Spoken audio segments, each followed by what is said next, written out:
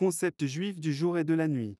Tout d'abord, la journée juive commence au coucher du soleil, vers 18 heures, et se termine au coucher du soleil le lendemain. C'est pourquoi la soirée juive est à la fois la fin de la journée et le début d'une nouvelle journée. Et les juifs considèrent le temps sans lumière comme la nuit. On peut donc dire que la nuit juive commence vers 18 heures. Lorsque le soleil se couche le soir jusqu'à environ 6 heures du matin avant le lever du soleil le lendemain matin. Cependant, les juifs appellent cette nuit une veille, par tranche de 3 heures. C'est-à-dire que la première veille va de 6 heures du soir à 9 heures du soir, la deuxième veille de 9 heures du soir à minuit, midi, et la troisième veille de minuit à 3 heures du matin. Et enfin, mes horaires de travail sont de 3 heures à 6 heures du matin. Et les Juifs considèrent que le moment où il y a de la lumière est le jour, par opposition à la nuit. Donc, la journée dure 12 heures, d'environ 6 heures du matin à environ 6 heures du soir.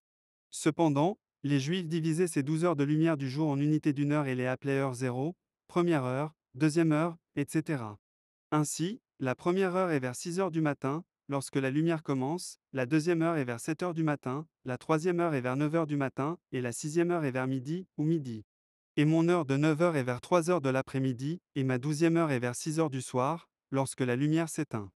Cependant, ces expressions de temps et de durée qui contiennent le concept juif unique de jour et de nuit sont utilisées dans toute la Bible.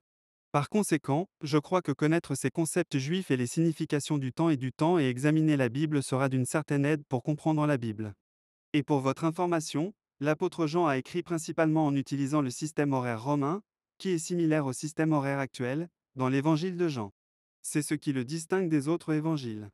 Si vous lisez la Bible en gardant cela à l'esprit, je pense que tout le monde sera en mesure de distinguer facilement les temps et les périodes mentionnées dans la Bible. Merci.